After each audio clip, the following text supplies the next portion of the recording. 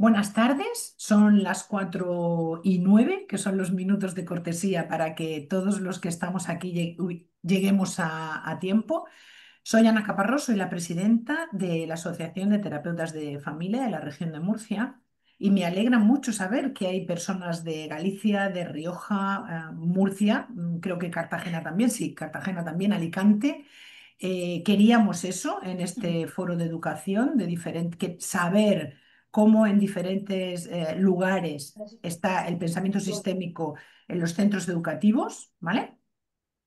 Entonces, lo que vamos a hacer es que cuatro compañeros, a ver, voy a ir silenciando, ¿vale? Algunas de las personas para que la pantalla no se vea, eh, o si no, quizás tendríamos que quitar el vídeo, no lo sé.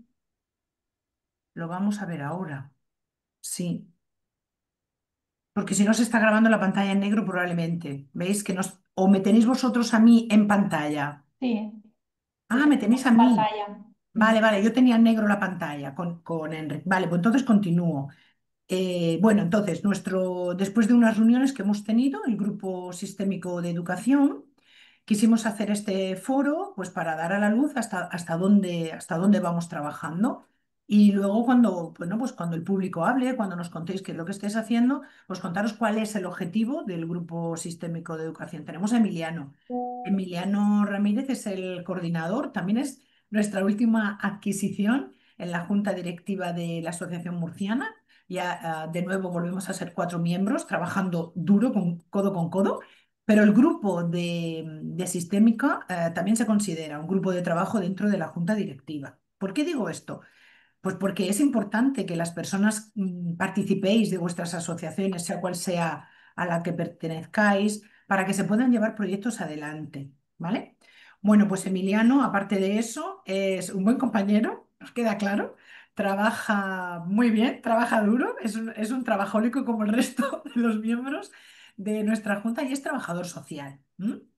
Eso lo contaré él, pero creo que hace bien poquito que ha tenido un cambio laboral y creo que estará muy contento de contarlo. Yo os dejo con Emiliano, que va a ser el primero en exponer el trabajo que hace en relación al contexto educativo.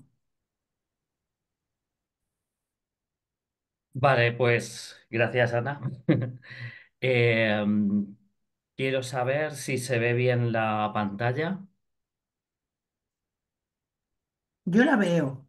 Vale, Se ve pues bien. bueno, como ha dicho Ana, realmente esto surge bueno, de una idea que se creó en Federación y de Federación pues lo trasladamos a la Asociación Murciana. Lo hemos puesto en marcha un poco como experiencia piloto, el vincular lo que es la teoría sistémica con el contexto escolar. Entonces, bueno, en estas reuniones que hemos ido teniendo surgió la idea de hacer este foro. Eh, Somos cuatro profesionales, cada uno en diferentes ámbitos. Esto no es una charla, no es una conferencia, no es una ponencia. Eh, lo digo por rebajar expectativas. Realmente esto es, bueno, os vamos a contar qué es lo que estamos haciendo cada uno desde nuestro marco. Y hemos dejado muchísimo más tiempo luego, porque como decía Rebeca cuando se ha conectado, muchas veces estamos solos trabajando y tener este espacio para poder compartir es uno de los objetivos que pensamos al hacer el foro, ¿vale? Bueno, pues como ha dicho Ana, empiezo por mi contexto laboral. Yo soy trabajador social, pero trabajo en un ayuntamiento, yo trabajo en la Concejalía de Educación.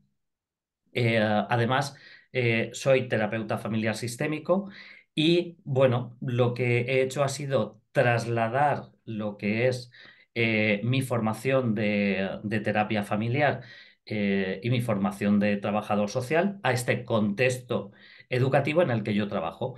Yo llevo infantil, primaria y secundaria.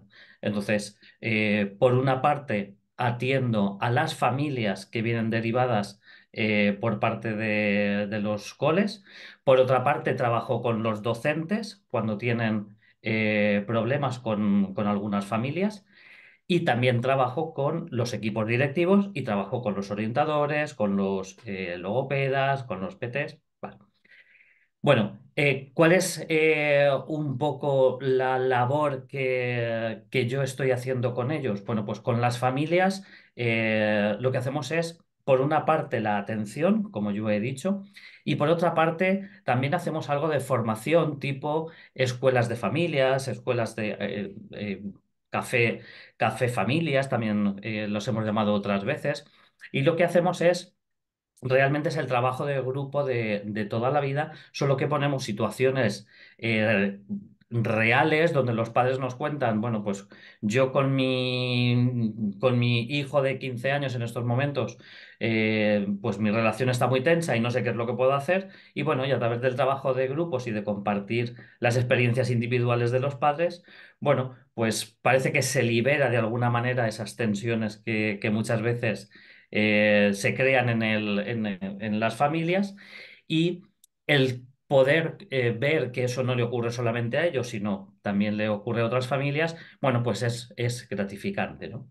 Pero yo sobre todo yo estoy aquí para contaros lo que hacemos en la parte docente, ¿vale? Eh, Trabajamos, como he dicho, con familias y con docentes porque realmente te das cuenta que hay temas que son comunes, tienen intereses comunes y siempre partimos desde la mochila que cada uno trae a estas sesiones de grupo o a estas sesiones individuales, ¿vale?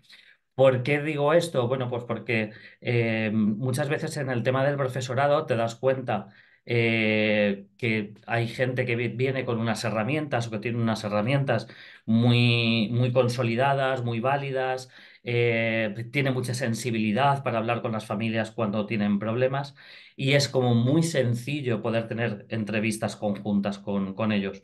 Sin embargo, bueno, pues luego hay otros docentes que no han tenido este tipo de formación, tienen menos sensibilidad, pero tienen muy buena voluntad y quieren mejorar esa situación.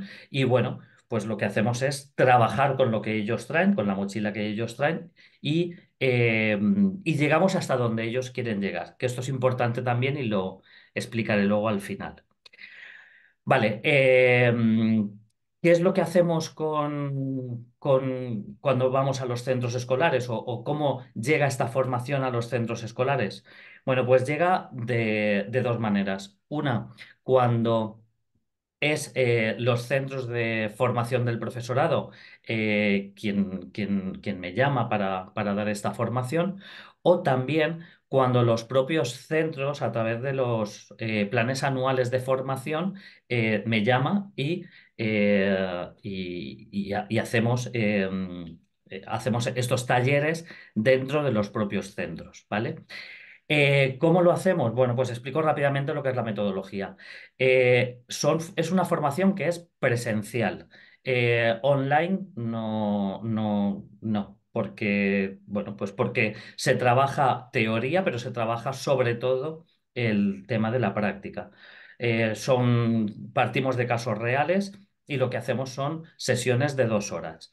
La formación tiene una duración de 9 horas, que es un poco simplemente para explicar lo que sería, qué es la teoría sistémica y su aplicación en el contexto escolar, solamente para conocerlo. Con 12 horas ya vamos haciendo un entrenamiento y con 20 horas lo que hacemos es directamente el entrenamiento de incluso de las entrevistas que luego los docentes pueden tener con las familias o con los chavales, ¿vale? ¿Por qué pensamos que realmente esto es importante? Bueno, pues yo lo llamo por la complejidad invisible que hay en el aula en estos momentos, ¿no? Digo invisible cuando, aunque realmente sea visible, pero yo utilizo el término invisible porque muchas veces la sociedad, porque no son personas individuales, sino la sociedad en general, muchas veces no es consciente de la diversidad que hay en las aulas y de la formación y del esfuerzo que tienen que hacer muchas veces los docentes, junto con los orientadores, de nuevo, PTs y demás, para poder abordarla, ¿vale? ¿Qué es lo que ocurre? Que además tienen que hacer un esfuerzo mayor cuando pensamos que estamos trabajando con familias de alta vulnerabilidad o familias con una comunicación muy agresiva o familias que les cuesta mucho ver que hay un problema, que hay una disfunción dentro de la propia familia. Y bueno, eh, volvemos otra vez. Hay docentes con unas herramientas muy válidas y muy consolidadas y otros no. Y a lo que se llega muchas veces es a enfrentamientos que luego es muy difícil poder trabajar, ¿vale? Seguro que habéis oído la frase de lo importante que es ver el bosque y no el árbol. Bueno, yo la utilizo al principio como una metáfora precisamente para indicar que si miramos solamente al alumno, nos estamos perdiendo todo lo que le rodea y ya empezamos a introducir lo que es el término de sistema, ¿vale? Pero no podemos quedarnos solamente con eso, porque si miramos el bosque, pero realmente luego no analizamos qué es lo que está ocurriendo, cuáles son las relaciones que se dan y los patrones que se siguen, pues nos quedamos con una visión de nuevo parcial, ¿vale? Bueno, pues yo creo que más o menos ya tenéis una idea y ahora lo que os voy a contar es no la teoría, sino para qué nos sirve determinada teoría, ¿vale? Yo parto de unas primeras ideas que trabajo con los docentes y la primera, y creo que es la más importante, tiene que ver con esto que acabo de decir de las relaciones. Lo primero es que tenemos que cambiar el foco de la mirada individual del alumno a que los docentes lleguen a tener una comprensión relacional de este alumno dentro del sistema educativo, ¿vale? Y después de darle herramientas para que puedan identificar y que puedan manejar las triangulaciones que pueden haber dentro de este contexto, las alianzas, las coaliciones. Y fijaros que aquí ya no estoy hablando solamente del alumno o de la familia, aquí ya estoy hablando de incluso los propios tutores cuando tienen que coordinarse con el equipo directivo o cuando tienen que coordinarse con el departamento de orientación. Bueno, los que estáis en los centros escolares sabéis perfectamente que todo esto se da y todo esto facilita o dificulta las relaciones de los docentes con las familias y con su alumnado. Eh, es importante también hacerles ver que cuando tienen conflictos con las familias, lo más importante no es resolver el conflicto o poner la mirada en el conflicto, sino intentar que pasemos a tener colaboradores. Es decir, si tenemos un problema con un alumno, nos viene la familia y los docentes empezamos a criticar al alumno, no estamos haciendo nada. Sí, estamos haciendo una coalición contra el alumno que no sirve para nada. Si conseguimos una buena alianza con esta familia, seguramente podremos trabajar mejor con el alumno, ¿vale? Dentro de la teoría que les damos, bueno, pues trabajamos lo que son los axiomas de la comunicación. ¿Para qué? Bueno, pues para una cosa muy sencilla, para hacerles entender que es tan importante lo que se le dice a las familias, tan importante es eso como el cómo se lo vamos a transmitir, quién se lo va a transmitir y en qué contexto. Porque una misma información puede variar si cambia el contexto, si cambia quién lo dice. Y trabajamos también, bueno, pues esa comunicación a la hora de dar una noticia, de dar una información, las estrategias para poder darlas y que las familias las acepten mejor.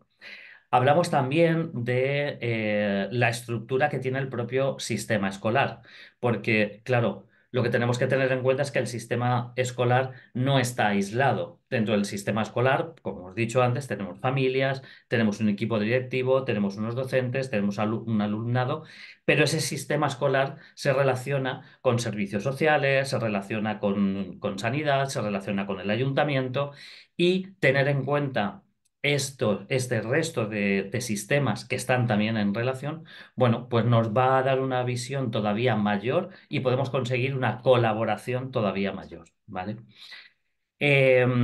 Trabajamos mucho lo que es la entrevista familiar, el cómo tienen que iniciar una conversación con una familia que es hiperprotectora, el cómo establecer determinados límites con estas familias que nos llegan, Y el otro día, dando una de las formaciones de estas, me decía una docente el síndrome del hijo santo. ¿Qué es lo del hijo santo? Cuando te vienen las familias y te dicen, es que mi hijo no ha tenido la culpa, es que todo le pasa a él, es que es como que el hijo realmente tiene una conducta intachable y son los demás los que le agreden, los que le insultan, los que...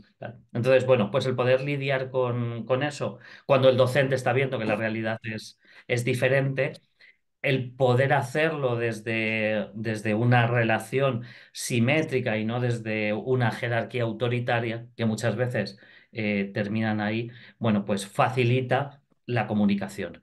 El el cómo evitar no entrar en una escalada de conflictos es muy importante también, porque muchas veces lo que ocurre es que los papás dicen una cosa, el docente dice otra, el papá no le gusta lo que le está diciendo, el docente piensa que le están perdiendo la autoridad. Bueno, pues el poder nivelar todo eso es interesante y hacerlo en la práctica.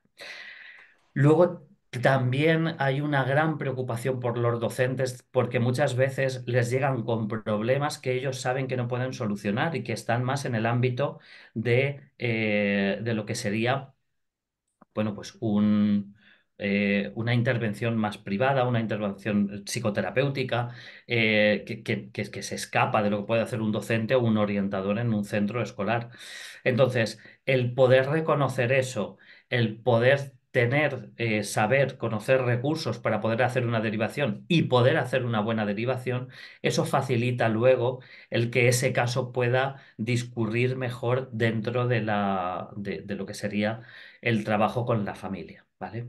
Y por último, bueno, cuando los docentes terminan este tipo de formaciones, los comentarios que luego hacen es que no solo les ha ayudado para poder atender mejor profesionalmente a estas familias y a sus alumnos, sino que a ellos mismos también les ha servido y tienen una mayor sensación de bienestar. Entonces, el poder trabajar todo esto con los docentes, yo lo considero importante, el poder resituarlos dentro de la sistémica y lo que tienen que tener claro es que hay conceptos y que hay lenguaje que tiene que ser común. Entonces, muchas veces lo que nos piden, y ahora voy a dar paso a Irma Garay, lo que nos piden precisamente es que ellos lo que quieren es práctica y lo que quieren es que hagamos roleplay, pero hacer eso sin tener una buena base teórica o ir conjugándolo es muy difícil. Entonces, Inma Garay, que es también trabajadora social, es psicoterapeuta y trabaja en el Instituto Alicantino de la Familia, ha tenido una experiencia que os va a contar ahora y le cedo la palabra porque va a continuar con lo que yo estoy diciendo. ¿Verdad, Inma? Sí, gracias, Emiliano. Pues bueno, yo había preparado un pequeño documento que espero poder saber compartir con vosotros. Si lo consigo, creo que está aquí.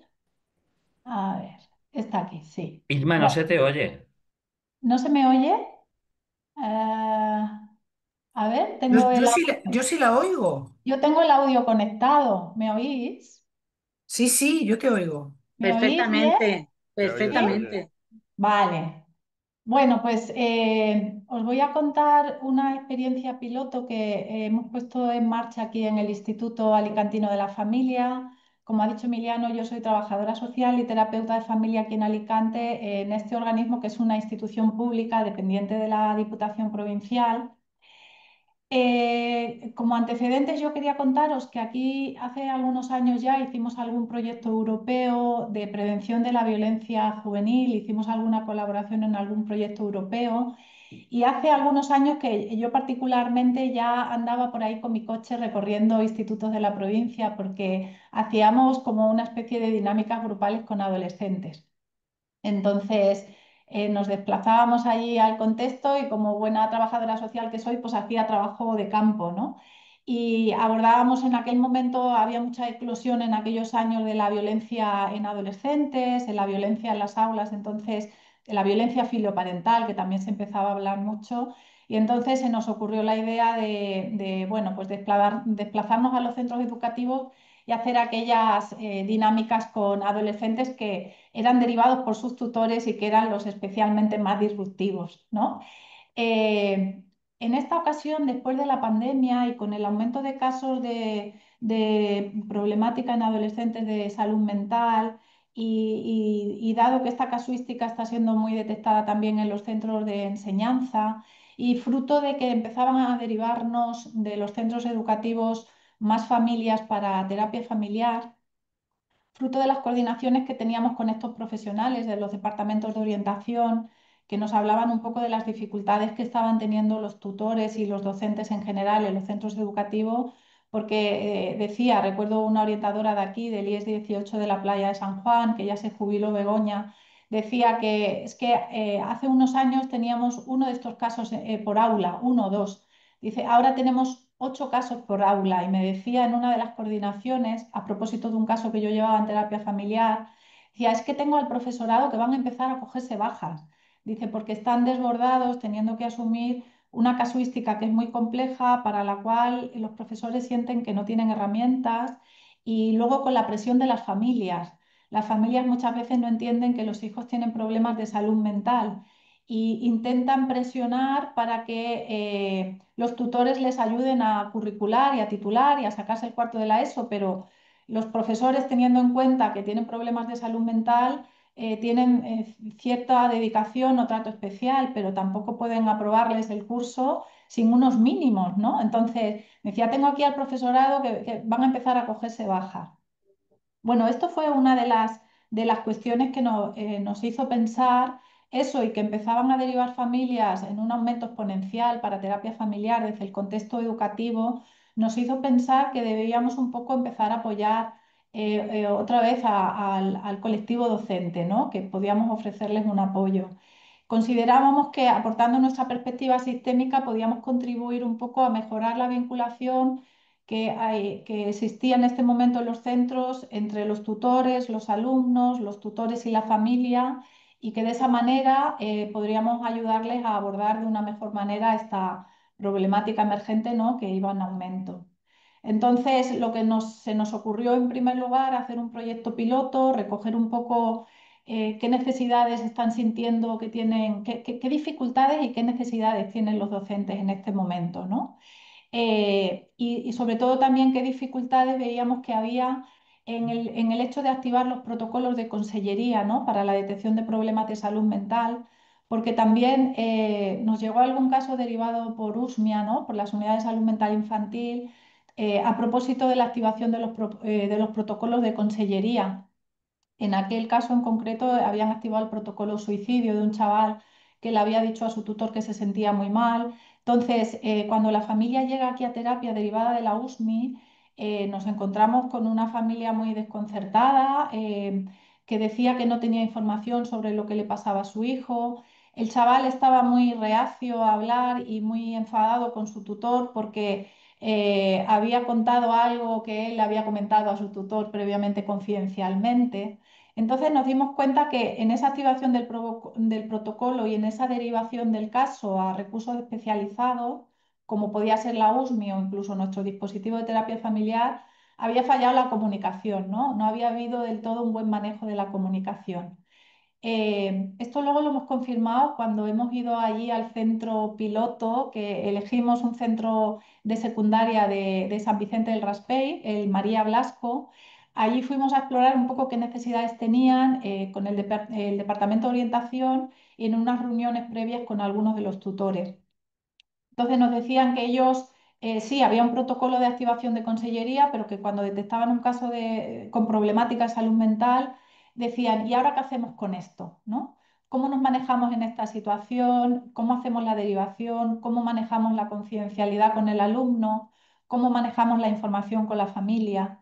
¿Cómo hacemos la derivación? Dice, a veces que hay familias que se angustian mucho en la detección de un problema de salud mental del hijo. Entonces, es como una sobredimensión del problema que angustia más al chaval. En este caso, decíamos, ¿no? Ahí lo que hace falta es bajar la angustia, dar tranquilidad, orientar al recurso especializado. Sin embargo, decían, hay otras familias que todo lo contrario, que decimos que su hijo ha verbalizado en clase que al su tutor que se quiere morir y la familia minimiza, justifica, quita importancia, lo atribuye a una cosa manipulativa del hijo, ¿no? Y no presta la más mínima atención.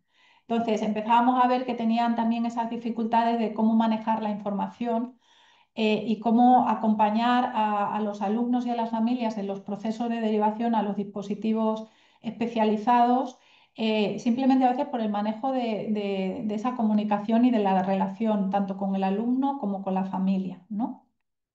Entonces, bueno, os cuento un poco cómo surgió la idea de hacer esta colaboración. Os he hecho un pequeño documento que, bueno, lo pongo aquí por si alguien quiere ir leerlo, fruto de esas primeras reuniones que mantuvimos con el Departamento de Orientación a principio del año pasado, del 2024. Pensamos colaborar desde el instituto con dos líneas de actuación. Una que tenía que ver con dar apoyo a los tutores en esa vinculación con la familia, en esa mejora de la comunicación y de la relación vincular con las familias y con el alumno. Y por otro lado, otra actividad de apoyo al departamento de orientación en el abordaje de estos otros casos más complejos, ¿no? Entonces, en cuanto a la primera línea de intervención que hemos hecho, el apoyo a tutores en la vinculación con familias, desde nuestra perspectiva sistémica, el objetivo que pretendíamos era mejorar o reforzar la colaboración entre el tutor y las familias del alumnado y implicar a las familias en el instituto, porque en este instituto el curso pasado se daba la particularidad de que ni siquiera tenían AMPA. O sea, era un reflejo también de la ausencia de relación o contacto entre el sistema escuela y el sistema familia, ¿no?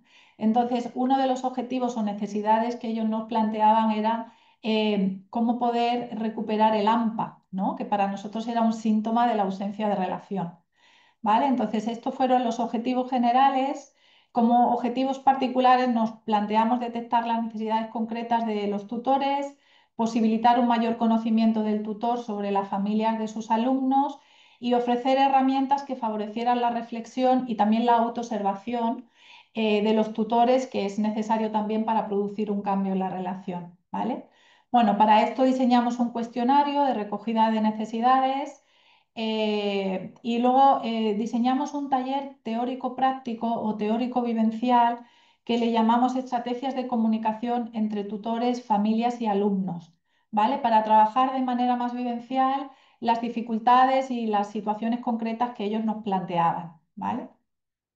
La segunda línea de actuación, que ha sido el apoyo al departamento de orientación, bueno, pues ha sido un poco asesorar en ese proceso de detección, toma de decisiones y derivación del alumnado y sus familias a veces a recursos de salud mental o otros recursos especializados y ampliar las estrategias de comunicación con el alumnado y sus familias en ese proceso de derivación o detección de problemas de salud mental.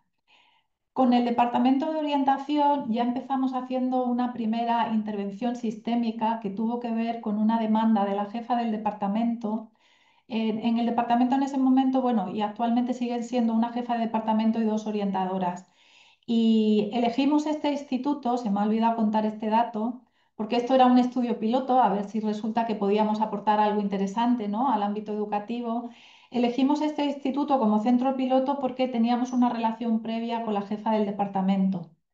Esta mujer es una derivante de hace muchos años, nos conoce y nos suele derivar bastantes casos. Entonces, pensamos que hacer una actividad piloto que partía de nosotros la demanda, no de ellos, pues era encontrar un centro amable, dispuesto, que facilitara un poco el desarrollo de la actividad, ¿no? Os lo cuento porque la primera intervención sistémica que hicimos en el instituto fue de supervisión del departamento de orientación, porque como en todos los sistemas humanos, en el departamento de orientación estaba conformado por tres personas que tenían sus propias dificultades de relación y de entendimiento, ¿no? Entonces hicimos una primera intervención eh, terapéutica, yo le diría, porque fue terapéutica de supervisión de las dificultades que tenían en el departamento. El resultado que se pretendía era reforzar un poco las relaciones interdepartamentales para también egoístamente nosotros entrar, comenzar la actividad en el centro, ¿no?, con un departamento de orientación más cohesionado, más reforzado, ¿vale? Fue una experiencia muy chula porque salió bien. Esta supervisión del equipo la hizo una de las compañeras, hemos sido 4 técnicos del IAF que nos hemos implicado en este proyecto. Y luego ya la segunda línea con ellos fue ofrecerle orientación en casos complejos, ¿no? En casos complejos con problemática de salud mental o con problemática familiar o las dificultades que ellos tuvieran en el manejo de algunos casos especialmente difíciles, ¿vale? Así que el proyecto como tal lo empezamos a hacer en octubre, el desarrollo del proyecto empezó ya con el diseño de actividades, diseñamos una serie de talleres que ahora os cuento, y luego empezamos a poner en práctica en octubre del 2024 y acaba de finalizar ahora la semana pasada, el día 21 de mayo, hicimos el último taller. Entonces, en cuanto a los contenidos, después de una primera sesión donde se reunieron todos los tutores que quisieron acudir y nosotros contamos un poco la propuesta que les hacíamos y de una manera entusiasta, ¿no? Para trabajar un poco la motivación a participar, pues recogimos un poco qué temáticas o qué dificultades ellos sentían que podrían trabajar en estos talleres y qué podríamos ofrecer por ellos, qué cosas les preocupaba, ¿no? Entonces, fruto de esa primera reunión de recogida de necesidades, hicimos una propuesta de contenidos que no sé si la veis bien en la pantalla.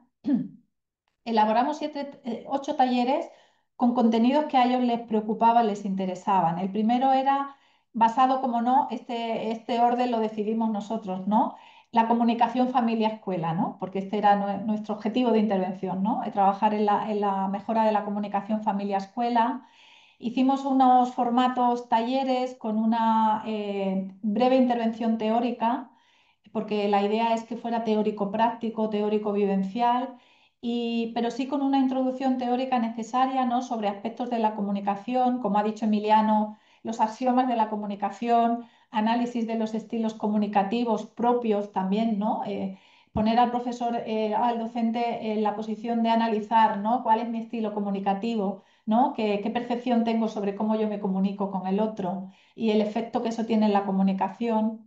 Hablamos un poco de los tipos de relación basadas en la interacción y luego terminar hablando de actitudes que favorecen la comunicación positiva. Este fue el primer taller.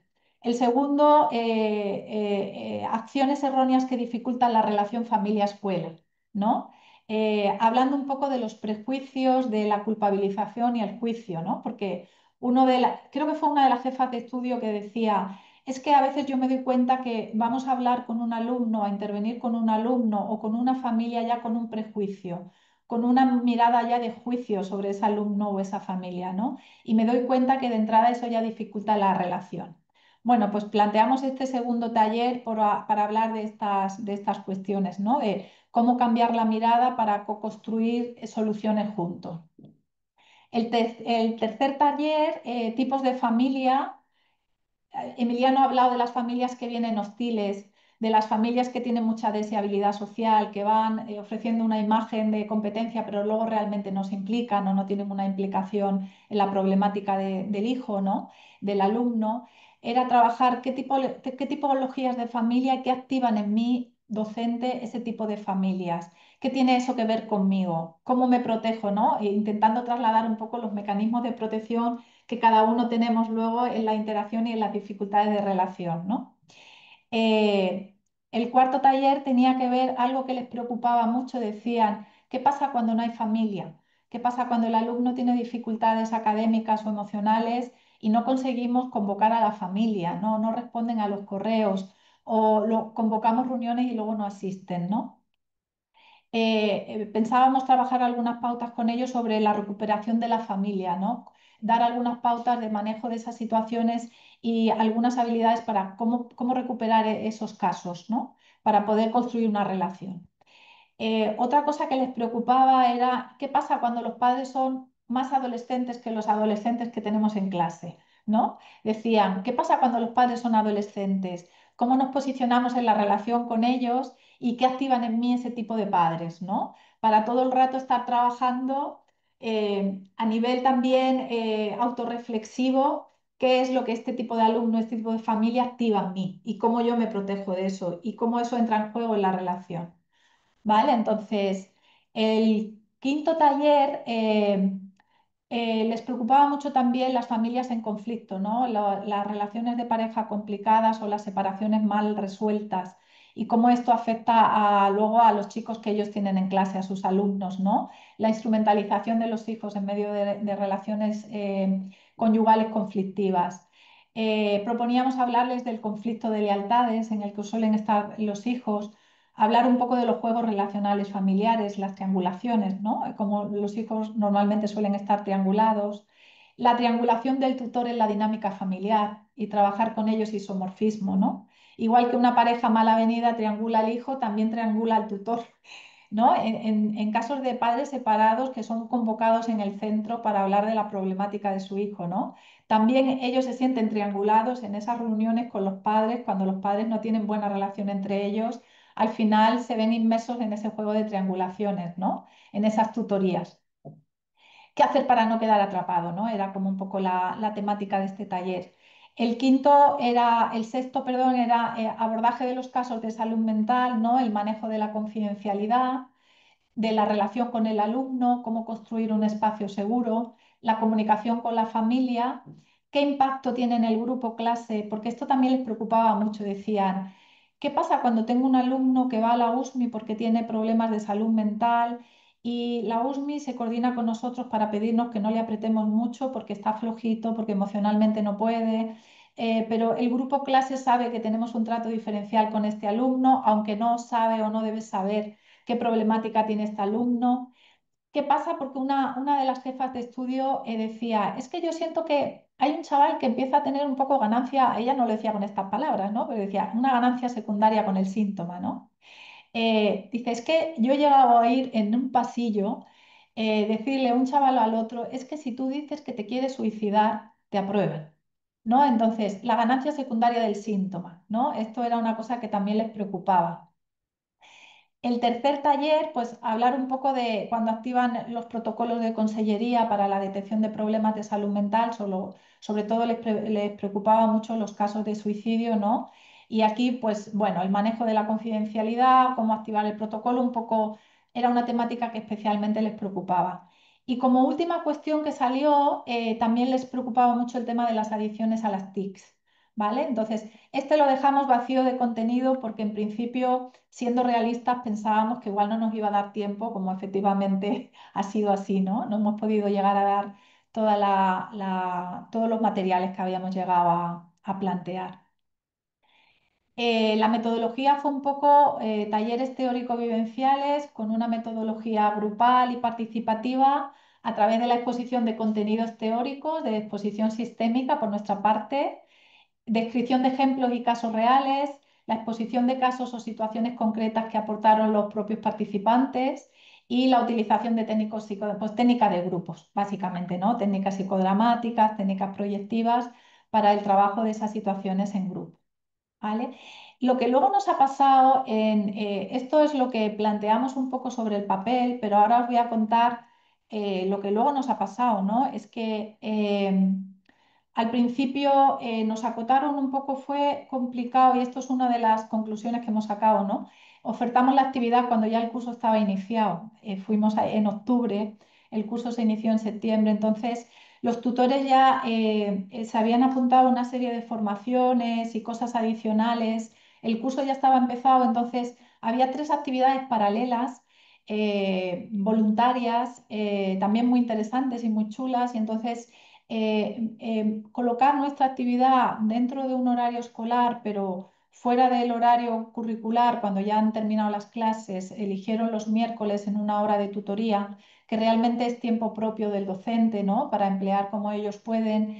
Resultaba que ya había otras actividades paralelas, entonces fue difícil, algunos tuvieron que elegir entre participar o no en la actividad y el tiempo de dedicación de los talleres se quedó más reducido de lo que nos hubiera costado.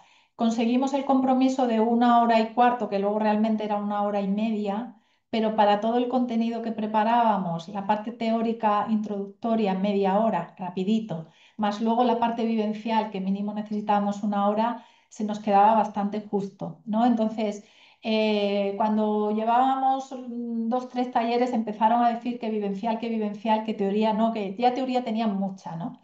Es verdad que ellos tienen mucha formación pero no en sistémica. Y ese fue nuestro error. Con nuestra emoción de que sentíamos que estaba siendo útil, pues intentamos también un poco ajustarnos a sus exigencias, por así decirlo, ¿no? Esto también ha sido un aprendizaje para nosotros. Tengo que contaros que quizás hemos aprendido más de nuestros errores que de nuestros aciertos en este proyecto, ¿no? Porque sí que es necesario hacer una introducción teórica al modelo sistémico, como Emiliano bien apuntaba. Entonces, nos quedamos básicamente con dinámicas de grupo donde ellos han expuesto sus situaciones de dificultad en el manejo con la relación con los alumnos, con las familias, con las problemáticas complejas que tenían. Como evaluación de resultados, hemos elaborado un cuestionario de evaluación ad hoc que hemos pasado, intentamos que fuera de respuestas abiertas, no de respuestas cerradas, lo más abierto posible, porque entendemos que esto ha sido un estudio también como un poco de investigación cualitativa, ¿no? Para poder luego escribir alguna publicación que tenga que ver con la mirada de la experiencia que tenemos con este proyecto, qué es lo que está pasando, ¿no? Qué está pasando actualmente, ¿no? En los centros docentes. Entonces, hemos hecho un cuestionario de evaluación que pasamos el día 21 en el último taller, pero todavía no lo tenemos, no nos lo han devuelto, pero sí que tenemos el feedback que recogimos en esa última sesión de cierre del día 21, de cierre de la actividad, donde recogimos un poco el feedback que nos daban los participantes, ¿vale? Entonces, como primeras conclusiones de lo que ellos decían es que les ha resultado muy útil, que lo han vivido como un aprendizaje y un espacio de autocuidado donde han compartido experiencias con otros compañeros y no se han sentido solos, ¿no? Porque es que me doy cuenta que esto no solo me pasa a mí, que también le pasa a mi compañero de segundo de la ESO, el de cuarto de la ESO. Eh, Han obtenido herramientas útiles que les han servido para el manejo de estas situaciones. Verbalizan mucho agradecimiento en la sesión de cierre, se han sentido validados y acompañados por el equipo nuestro y demandan continuidad. Dicen que se les ha quedado corto, que quieren más. Y también solicitan complementar la formación con formación teórica en el modelo sistémico, porque en una de las supervisiones de un caso muy complejo, yo intenté pintar ahí en la pizarrita el genograma. Claro, ni siquiera conocen el genograma como herramienta de diagnóstico. Entonces, se generaba mucha controversia, nos dimos cuenta en ese taller que, claro, como no compartimos lenguaje, no conocen nuestro paradigma sistémico, es muy difícil supervisar casos complejos con ellos si no compartimos mínimamente lenguaje, si ni siquiera saben qué es un genograma o lo pueden utilizar como una herramienta visual que inmediatamente les va a dar una visión bastante ajustada de lo que puede estar pasando ahí en ese caso, ¿no? Entonces, hemos extraído nosotros unas primeras conclusiones. En el equipo todavía no hemos tenido tiempo de sentarnos a perfilar unas conclusiones más asentadas. Necesitamos evaluar primero el resultado de los cuestionarios, pero sí que nuestras conclusiones de este día han sido que realmente sentimos que hemos hecho una intervención sistémica pura en este centro educativo, ¿no? Desde la primera actividad de supervisión del departamento de orientación hasta los talleres donde no solamente participaron tutores de primero de eso, mayormente primero, segundo de eso, alguno también de tercero, pero también se sumaron PTs. Se sumaron dos jefas de estudio que luego no llegaron a tener continuidad, pero sí que se sumaron a los primeros talleres y las tres orientadoras del departamento de orientación, a pesar de que para ellas habíamos abierto otra línea, ¿no? De supervisar casos complejos a otro nivel con ellas, también se sumaron a los talleres. Entonces nos damos cuenta que los distintos subsistemas dentro del centro educativo estaban representados en la actividad vivencial. Y esto ha repercutido también en que al final sentimos que la validación que se dieron el día de cierre los unos a los otros, ¿no? La sensación de todos somos necesarios, el trabajo que hace el PT de acompañamiento a un chaval que yo no puedo hacer porque yo tengo 24, entiendo que es fantástica porque él tiene además la oportunidad de acercarse más a nivel emocional con este alumno. A mí no me da el tiempo ni me da la vida. Entonces, hubo como una especie de refuerzo de unos departamentos a otros, ¿no? Todos reforzaron mucho el trabajo del departamento de orientación. Entonces, sentimos que realmente ha habido un poco de trabajo de consolidación de las relaciones interdepartamentales también en el centro, ¿no? Yo es que estoy bastante entusiasmada con este proyecto, por eso lo cuento así tan entusiasta, ¿vale? Bueno, y la importancia de intervenir en el contexto. Esta es otra conclusión que hemos sacado las compañeras y yo. Hemos sido 4 técnicos. Ellos han agradecido mucho, lo destacaron como algo muy positivo, que nos hayamos desplazado allí a su contexto, porque decían, hemos recibido muchas formaciones. Hemos recibido formación en comunicación dialógica, en muchas cosas que supone nos va a dar herramientas. Pero el hecho de que hayamos podido hacer esta parte de trabajo vivencial con nuestro día a día aquí, en un aula, porque además el espacio donde nos reuníamos era un aula que nos prestaban, ¿no? Los miércoles hasta ahora. Es que estamos en nuestro contexto, decía, y esto creo que ha sido bastante definitorio también. Lo agradecieron mucho y creo que es importante en la medida que se pueda desplazarse al contexto. Bueno, como conclusión final, que creo que ya me estoy pasando de tiempo y tengo que... Ana, tú córtame porque yo me enrollo mucho. Como Bueno, con- recuerda que queda Esther Sí, y sí, Blanca, que perdón, vamos a ya escuchar voy efectivamente al terminando. público. Mira, os dejo ahí unas reseñas que extrajimos literales de la última sesión, de cosas que ellos dicen literales, para que la podéis leer si queráis, ¿vale? Y así yo no me enrollo más. Pero sí que como conclusión final, estamos trasladando también aquí en nuestro centro, ver si podemos hacer algún tipo de colaboración para apoyar al colectivo docente en la compleja problemática que están abordando y llevar el paradigma sistémico a los centros educativos como una mirada que les ayude a ver sus dificultades desde otro prisma y a encontrar soluciones desde una perspectiva más integradora. Cambiar la mirada, ¿no?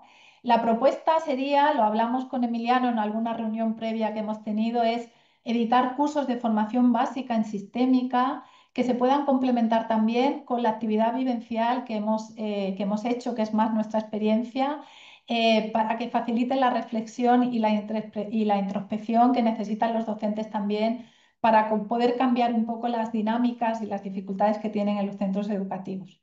Así que con esto ya os dejo, no me enrollo más. Hay que apoyarles, lo A ver, agradecen mucho. una cosa, aprovecho antes de que presentes a Esther. Si tanto Emiliano como Esther, como Inma, como Blanca lo permiten, pues estos documentos que ellos presentan lo podemos colgar en la web, en nuestra página de Grupo Sistémico de Educación, ¿vale?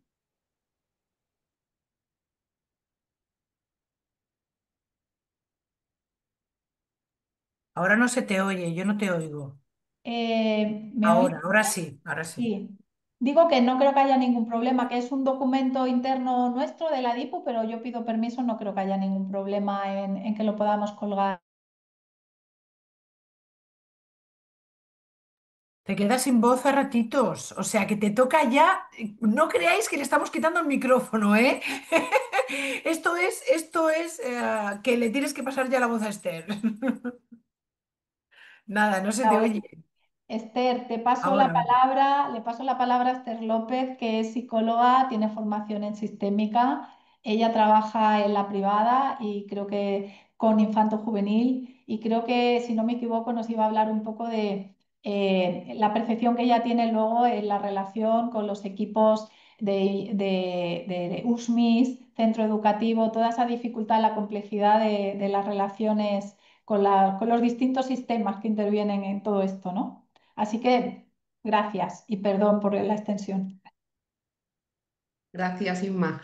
Bueno, pues vamos a continuar ahora. Mi parte, como bien han dicho, es la parte de la privada. No sé si algún compañero o compañera que están aquí ahora, que también estáis en la misma situación, ¿no? De cómo podemos trabajar cuando nos vienen esas familias que comentaba Inma, que muchas veces vienen derivados incluso del propio instituto, del colegio, a servicios de psicología a nivel privado. Voy a compartir yo también la pantalla y así no me enrollo porque yo también soy de enrollarme bastante. Vale, perfecto. Simplemente para tener un pequeño guión. Vale, a nivel de agentes que intervenimos cuando estamos ante un caso, un chaval, de un nene, de una nena, adolescente o más pequeño, realmente cuando nos paramos a pensar, somos muchos agentes que estamos interviniendo y lo que yo muchas veces me encuentro es la dificultad de cómo poder aunar todos los agentes, tratando, como bien decía también Emiliano, que no se creen coaliciones, que no se creen triangulaciones y cómo poder, también como comentaba Inma, el tema de que los docentes tengan una mirada libre de prejuicios o de ideas preconcebidas que hayan podido tener con el caso.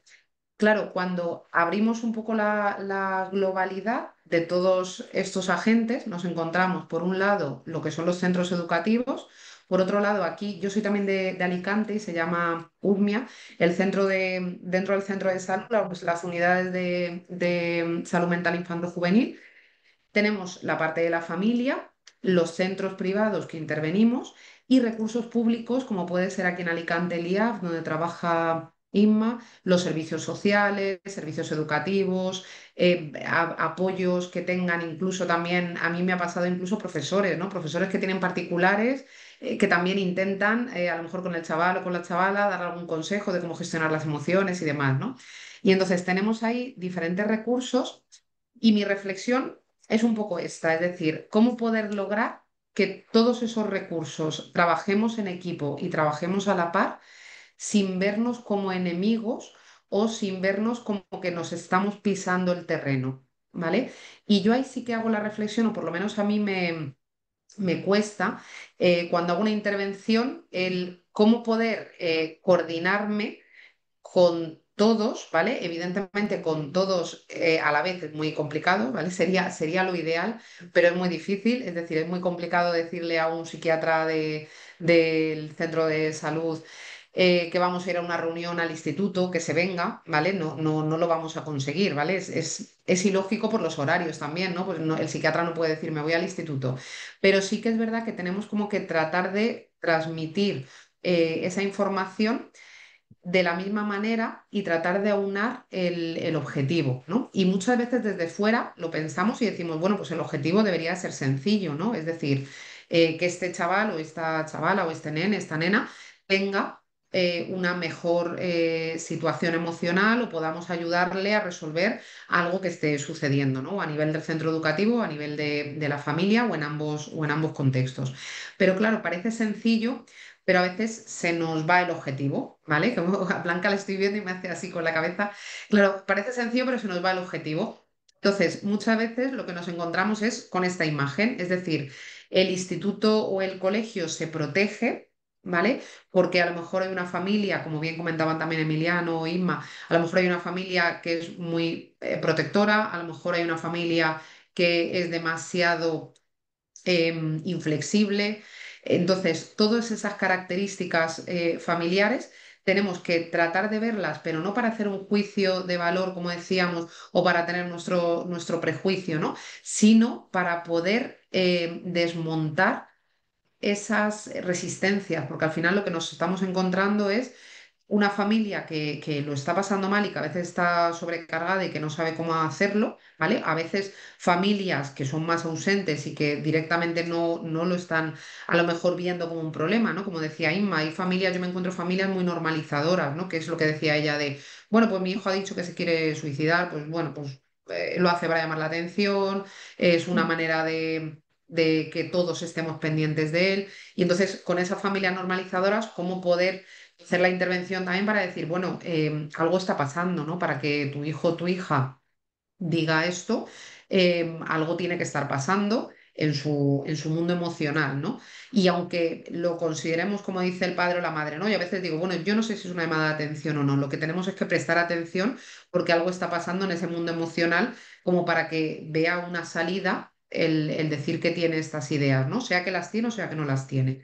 Entonces, sí que es importante esa parte de no enfrentarnos como enemigos, porque cuando nos ponemos como enemigos, el problema es que al final es a ver quién tiene la razón.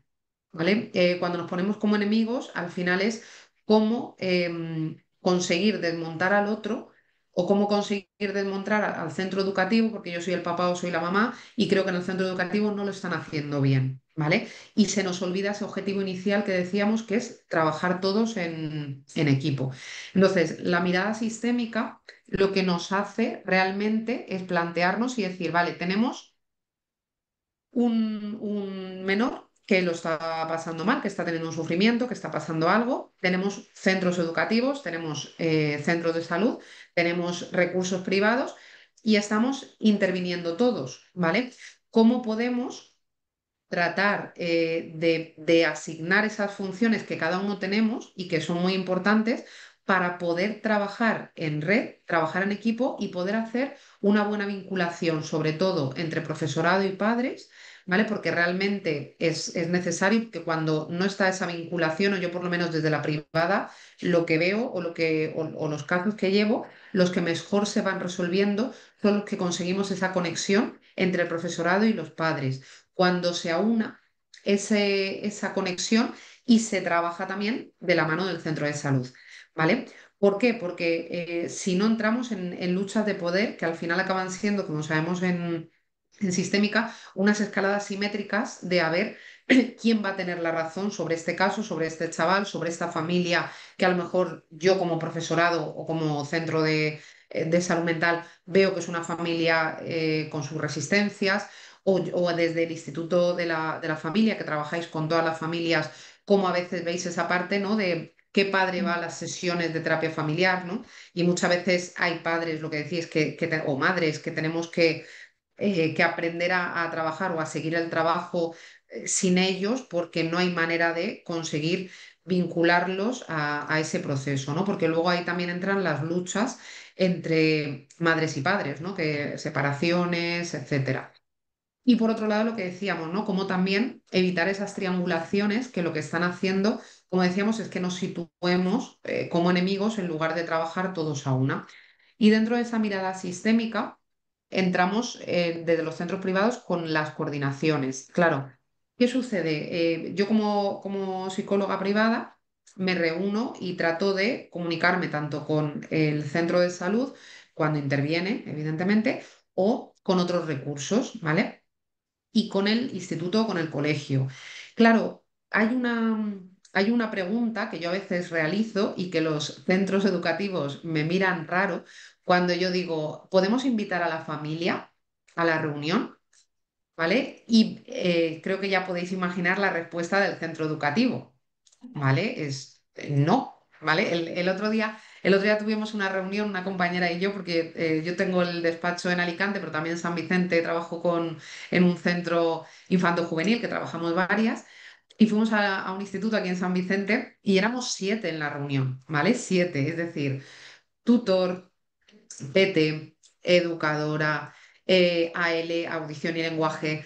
Mi compañera que trabaja la parte de necesidades más educativas, ¿no? Que tiene, una menor que tiene dificultades a nivel de discapacidad intelectual también. Y luego yo que era la parte emocional.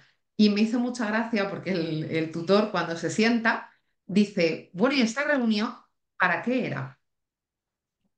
Claro, yo miré a mi compañera como diciendo, a ver, claro, somos 7 aquí sentados, o sea, creo, bueno, y las dos orientadoras del centro, claro, evidentemente. Claro, mi cara era como diciendo, justo, no nos estamos dando cuenta de todos los que estamos aquí, ¿no? Y ahí faltaba la familia, ¿vale? En esa reunión faltaba también la familia, faltaba porque evidentemente no se le había convocado, ¿no?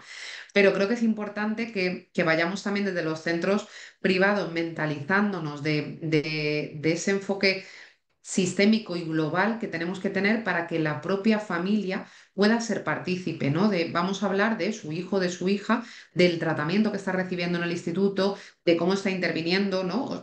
¿Qué dificultad tendrá este chaval o esta chavala, ¿no? Si interviene tanta gente, ¿no?